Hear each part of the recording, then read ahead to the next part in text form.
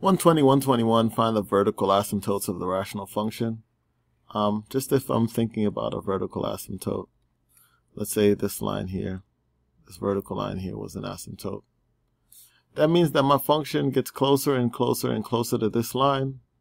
It can come from any direction, right? But it never touches that line.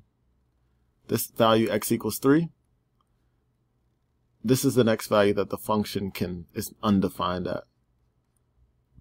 If x equals 3, this function has no value because the graph never touches x equals 3, whatever direction it comes from. It can come from any direction like that, right? So essentially, I'm checking for the same thing when I'm looking at my domain. I'm looking for those values that make my function undefined, and specifically those values that make my denominator equal 0.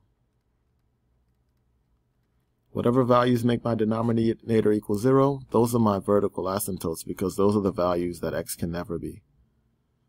Never. So set my denominator equal to 0 and solve zero product property.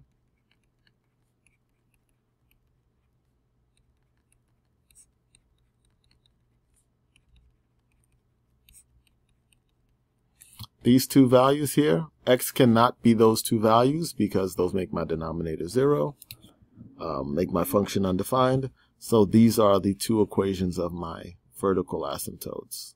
These are the two lines here that the two vertical lines that the graph never touches. Same here, set the denominator equal to 0.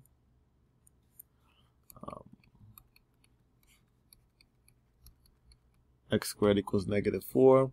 That's going to be imaginary, so we're not graphing in the imaginary number system, we're graphing in the real number system, so this has no vertical asymptotes.